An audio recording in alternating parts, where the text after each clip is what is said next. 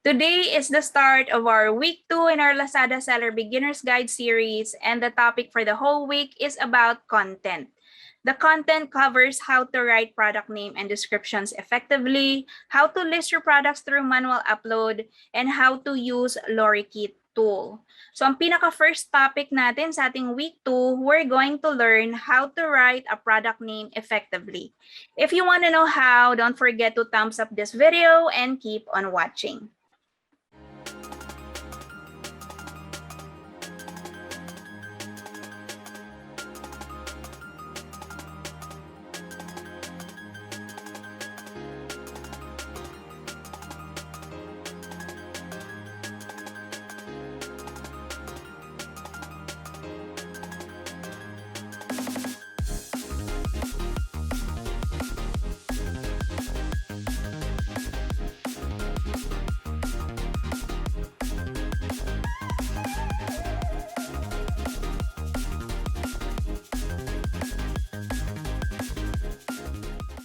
Hello everyone, yung Mama Betcha here and welcome back to my channel. If you want to know how you can be successful in your online selling, I give tips, best practices, tutorials, and other interesting things in my channel. So please consider subscribing and click the bell notification to see my newly posted videos.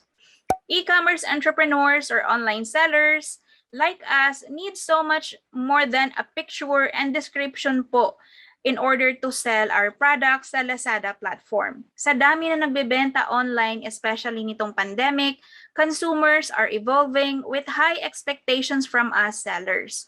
So online selling or online business is not just about selling, but we also need to engage our shoppers. And in order to do that, of course, it has to start with your content in your product name listing.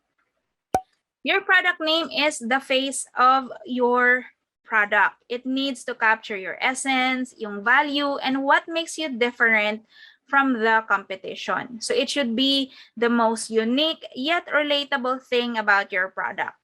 To empower our online shoppers o yung ating mga consumers with the information they need bago sila bumili, your online product names need to be complete, clear, consistent, and discoverable. So in today's video, we're going to focus on tips for naming your products to improve your chances of being found online and capturing your customers' attention. Here's how to create effective product names for your online store presence. So before we head on to the main topic itself, let me show you an example of a product name listing na nakalista na po or nakapost na po sa Lazada website. And also sisilipin din natin ng bahagya yung Lazada Seller Center na kung saan makikita natin yung product name or kung paano nga ba natin nililist yung product name sa Lazada Seller Center. Okay, so let me show you my screen. I'm about to share to you 3 examples of a product name and the access sa Lazada Seller Center. Okay, so later on, we are going to use the Peachy Queen for our tutorial. So kung hindi po kayo aware kung ano yung Peachy Queen, ito po yung swimwear line na nilaunch po natin in the last 3 months. And kung napanood nyo yung ating video, no, nabawi ko na po yung puhunan natin na nilabas dito sa store na ito. Okay, but let me show you 3 brands ulit. This is actually the same brand na ginawa nating example sa ating week 1 tutorial. So it's Happy Skin. So sa Happy Skin, ito po yung product name niya. Kung nakikita nyo, mahaba-haba yung product name niya. It indicates yung brand name niya na Happy Skin, what type of lipstick it is, and also yung detail ng expiration. And then example number 2 is yung Xiaomi. Kung napapansin nyo sa Xiaomi, in-indicate din nila yung brand and then anong klase ng item to or anong klaseng product and the model number. So it's a vacuum cleaner with model number. And the third example is a local brand ulit, which is Inspitis. So nilagyan din nila ng brand name dito. And ito yata yung pinakamahabang product name na nakita ko so far dito sa Lazada website. Nandyan na po, no, lahat na po ng information that you can get as a customer or as a visitor ng kanilang website, and nandyan na po sa product name nila. Okay? So, let me show you sa Lazada Seller Center kung paano nga ba natin makikita or upload yung product name na yan. Okay? So, we are going to use itong Balay Anita ulit for our tutorial. And kung mapapansin nyo, upon upload, all you need to do is go to products and then add products. So yung mga product name na pinakita natin later, no, kapag nag-upload po tayo ng ating product dito sa Lazada Seller Center, nandito po yan under product name.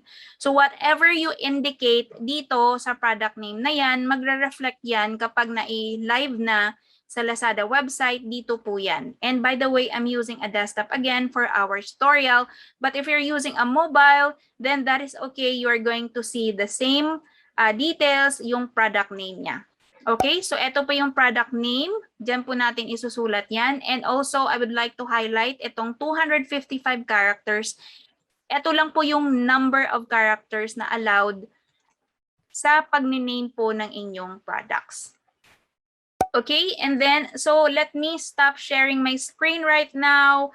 Again, we are going to use this example, no, sa ating tutorial on how to do or how to create your product name effectively. So we're going to use itong underwire bikini swimsuit as our example. Okay, so let me stop sharing and let's go back to the main window. Okay.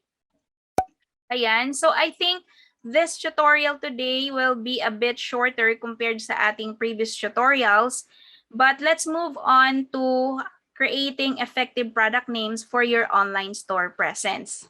Of course, you have to follow this product naming convention guidelines. Okay, sa totoo lamang po, I'm not really sure, correct me if I'm wrong, wala po tayong certain convention or product naming convention guidelines pagdating po sa Lazada product listing, no? But these examples that I will be showing to you are the most effective way in creating your product name. Okay? So, ipa-flash ko lamang to sa screen para somehow you can do a screenshot and then i-save nyo po yan sa inyong laptop or inyong mobile and put this as a guideline in doing your product name. So, 3 examples yung format na sasabihin ko sa inyo or i-share ko sa inyo today regarding the product naming convention guidelines. Okay, so what to put in a product name in its product name field description. So, our example number 1. We have brand plus category, defining quality plus item name, and pack count. Okay? Itong format number 1 natin is perfect kapag kayo po ay nagbebenta under the fashion category and if you are selling in multiple items. For example, multiples in 3 pieces, in 2 pieces, in 4 pieces, no? So, the format, kung i-apply natin to sa ating example nung swimsuit, would be the brand, Peachy Queen. Ang category niya ay women's clothing swimwear. Defining quality, it's a 2-piece. And then item name niya is polka dot underwire swimsuit. Okay, so dahil ito ay by once lamang po na binibenta, then I'm not indicating the pack count. But if you are, for example, selling by 3 sa mga t-shirts, then you can add 3 pieces. Okay? So let's move on to our example number 2. Our example number 2 format is brand, model, specification, and volume. Ito po, perfect po ito sa mga nagbebenta ng mga liquid. For example, yung under beauty, right? But since we're using the swimsuit example, then i-apply natin tong format na to. Brand is Peachy Queen, model, polka dot underwire swimsuit, specification, 2-piece women's clothing swimwear. Wala po siyang volume, but if you're someone na nagbebenta po ng liquid or yung mga cream, right, then you can indicate yung volume niya. For example, 50 ml, 5 ml, ayan, as an example. Okay? Now, we're moving on to our third example. Ito na po yung pinaka maiksi in your product name convention. That is the brand, the model, and the size. And if you're going to apply it kay Peachy Queen sa swimsuit, then you put the brand Peachy Queen. The model is a 2-piece polka dot underwire swimsuit. And yung size niya is medium size just because available lamang po siya in medium sizes. Okay? Ayan. So, before we discuss more on tips on how you're going to do your product name listing, please take note of the following. Number 1, iwasan po natin na mag-caps lock lahat sa ating product name. You can capitalize the first letter of each word. Okay? Do not include promotional messages like sale or free shipping. Subjective commentary like hot item or bestseller dahil magagawa po natin yan under the description or by joining campaigns na available meron sa platform na sinasalihan mo. Okay? And then make sure to stay within the limits po ng characters. Kasi yung characters na limit po sa Lazada is 255. Kapag nag-beyond that limit na po, then magkakat po siya. Hindi po siya tutuloy or hindi mo po siya masasubmit para maging live yung iyong product. Okay? So, in SEO's perspective, ayan, kapag sinabi natin yung SEO, ito yung Search Engine Optimization. The examples that I showed you belong to a long tail keyword. So kung nakikita nyo, more than 4 words po siya, no? Yung mga example na ginawa natin dito sa kani-kanina lang sa ating tutorial. So yung long tail keyword, it's more specific, but other sellers are also using a short tail keyword. So hindi ko na isasama sa tutorial nito yung difference nung dalawang yun, but related po yan doon sa product name na ginawa natin. So whether if you're using a short tail or long tail keywords, ang primary focus naman po talaga natin is we should always be giving your customers what they're looking for online. Okay? Unconsciously, sa product naming pa lang, we sellers are actually doing SEO na. Hindi man natin namamalayan, no? But yung paglalagay ng product name itself is part na po ng SEO or yung optimization ng inyong store. So putting your product name in your store is a strategy itself because a product name is equivalent to keywords already that fuels your SEO. So these terms are how you and your customers identify your business and how you make sure that you're getting in front of the right customers online. Okay, so short man yan na product name or long tail keywords na product name man yan. Again, it really doesn't matter dahil ang goal naman po natin is to focus on what we can give to our customers or sa mga visitors ng ating Lazada store. Okay? So, kung medyo nangangapa pa tayo sa product naming and don't know where to start, here is another tip for you. Is use word that people use when they search. Okay, halos lahat naman po tayo, no, when we go to a Lazada app or any marketplace platform, hindi naman tayo pumupunta kaagad. We do not go straight to a specific brand unless yun talaga yung pupuntahan natin. But, di ba, we go to search bar and we type certain keywords.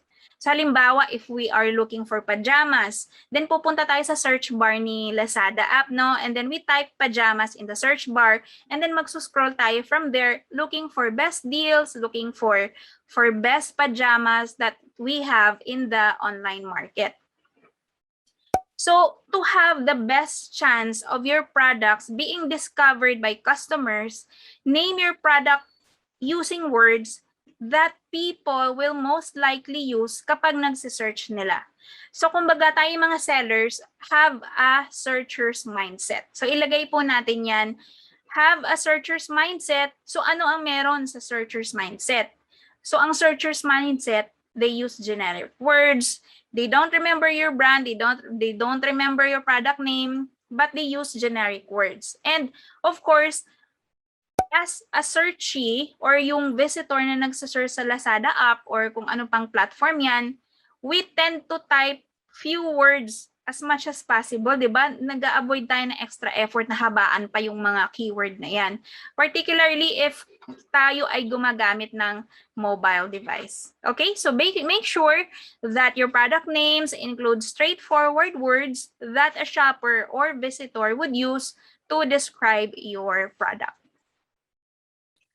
Alright, so I think that's the end of our video today. Abangan nyo yung ating next topic as we're going to learn how to put product descriptions effectively naman. So I hope that you find our topic of value today. Get your store up and rolling. Write down the product names for your store, applying what you have learned today. Don't forget to thumbs up this video, and I will see you in my next tutorial. Please stay safe, everybody. Bye!